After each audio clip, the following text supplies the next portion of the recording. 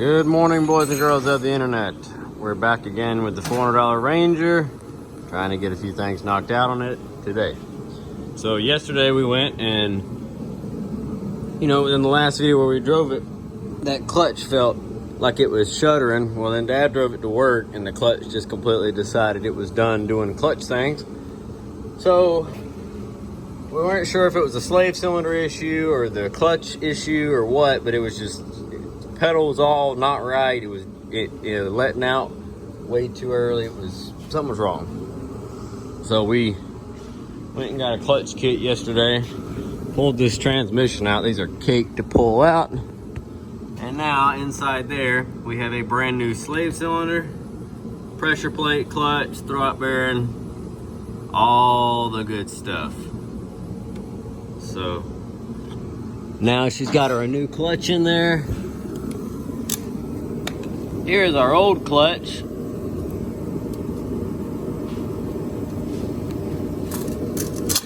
Which, I don't know if you can see that or not. There's one of the clutch bands. And it wasn't, it was pretty damn warm, but it wasn't completely smooth yet. You can still see the lines in it, but the rivets had failed. And the clutch was coming apart, literally. Springs are real loose, sloppy. So, no bueno. So I think it took us maybe an hour and a half to pull that trans out, throw a clutch in it, stab it all back together. These are super easy to do clutches on. And then we bled it. We've normally done it the old-fashioned way, where you just pump the shit out of it and pop it, and pump the shit out of it, pop it. And these are kind of a pain in the butt to bleed. We ended up using a vacuum bleeder and opened the cap up on the reservoir for the slave cylinder, and I just continuously poured fluid in there while he drew a vacuum on the bleeder valve on the slave cylinder. And I'll be dang, it literally took, I don't know, I bet I poured maybe 2 cups worth of fluid through it while he vacuumed on it, and we got air, and we did that for about a minute. Capped it off, fired it up, clutch was perfect. That was the easiest one ever. Easier than the way you used to do it, right? Yeah. I turned down jobs because of that before. Just because you didn't want to bleed the clutch afterwards. I've had pump on and off for 2 days. And I always swore I would never do another one, but right. We got talked into it. Yeah. And there we are. But we just used a little vacuum bleeder and put some hoses on it so it would fit on the little nipple for the bleeder valve, and bam, came right apart. It was bled right out. It was perfect. Got all the air out. Clutch feels fantastic now. So now, over here on the dirty cart, we've got a Duralast timing belt, and we've got a new water pump. So this timing belt looks horrible. Looks like it's gonna pop at any minute. And we could probably just ignore that, but the water pump is leaking. It's dripping into the floor.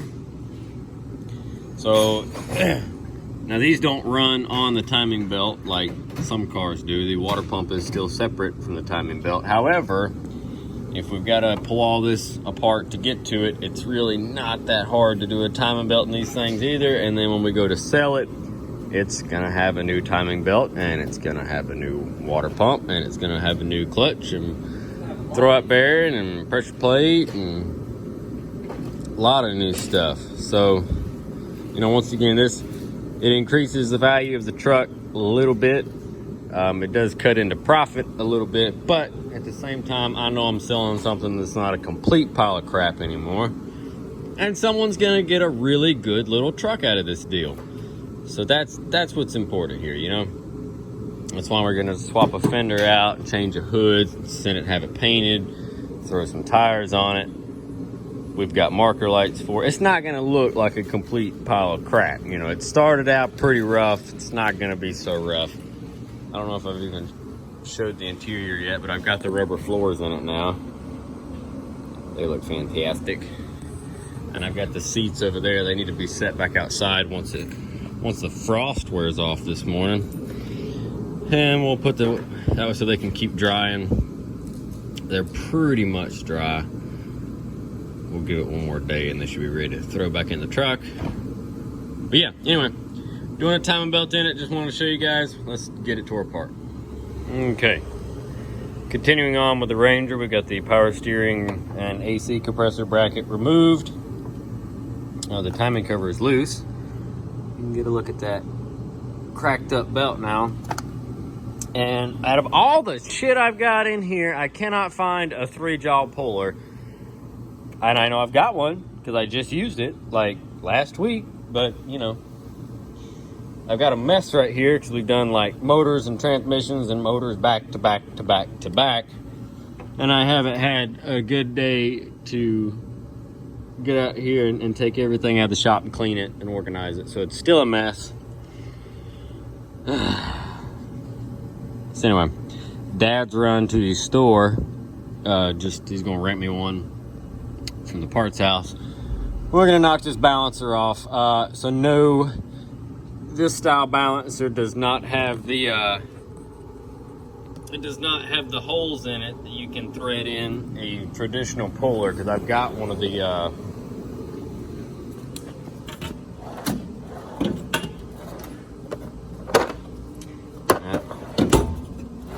crayons go up one drawer higher. I got one of these, but like the crowfoot looking thing. But these won't work because I've got nowhere to thread it into on the little Ranger Danger. So you got to use an older style 3-jaw, just carefully so that you don't screw nothing up. So we're gonna get it off of there, throw a timing belt in it, water pump in it, valve cover gasket. Dad's been working on pulling the throttle body and stuff off to get to the valve cover, and hopefully we'll have this thing buttoned up here shortly, or at least tore apart shortly. Here we go with a 2-jaw puller.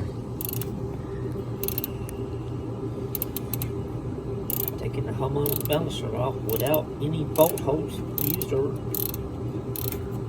harmonic balancer tool. You see it? Coming right off. Right. So what you do is put your 3/8 extension into the crankshaft where the bolt would go. It's smaller than the thread, so it won't damage them.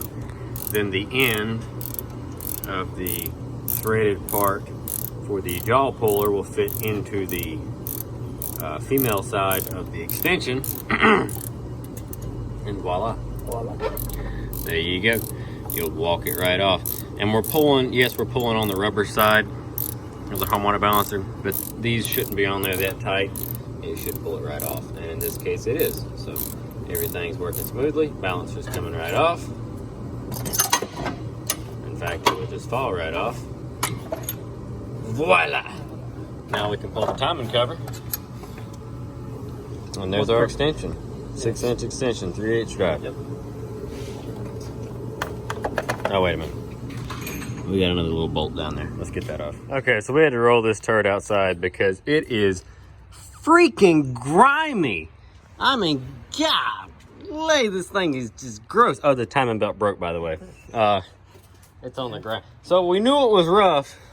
I literally went to turn the engine over to get the timing marks lined up, and when I did, the belt snapped. It's on the ground over here.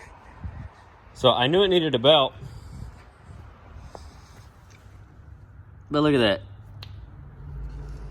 Broke. And we had been running this truck.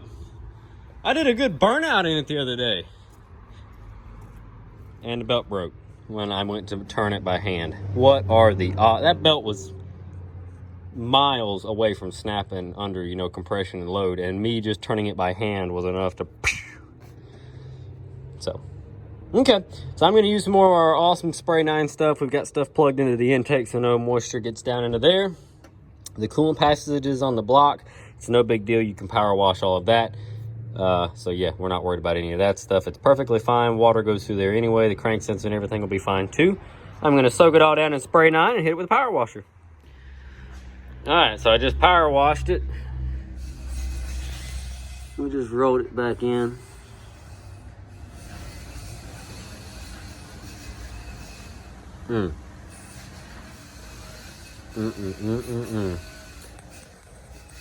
Just taking paint off the block, that's how clean it is. So we'll have to set our timing marks again. No big deal. But now it's nice and clean, looks good. We can start putting it back together. Alrighty, boys and girls. Here's the last part on the engine update. So skip ahead a day, because you know, I like inconsistency. So the new timing belt is in there. She is retimed. The AC compressor is on. The system is recharged. The new belt is on. The early alignment motors like this one have 8 spark plugs. So all 4 plugs on the intake side and all 4 spark plugs on the exhaust side are new, along with all 8 wires and the coil packs. So the truck is all buttoned up, ready to rock and roll, fresh fluids everywhere. The only thing I still have left to do is me and Dad are gonna do an oil change on it. And then we're gonna change this fender and send it to the paint shop. And so you guys will get to see it when it comes back from that. But, oh, and the exhaust, we're gonna fix that exhaust leak. The converter is cracked. So, but I just wanted to finish what I started here and show you guys the motor all put back together.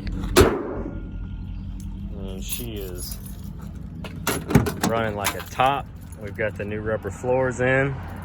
I've got the new gray seats in it. I've got the new, to me, steering wheel in it.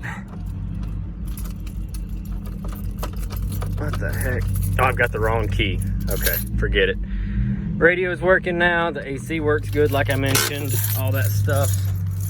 It'll get another thorough cleaning once all that is over with, but there's your next update on the Ranger. So all the new parts are in, clutch is done, all that good stuff. Let's get ready to move on to all the body work. Thanks for watching, folks. If you're enjoying this little Ranger series, leave me a comment, let me know. Dad's leaving in his Ranger. So we've got that in his Ranger.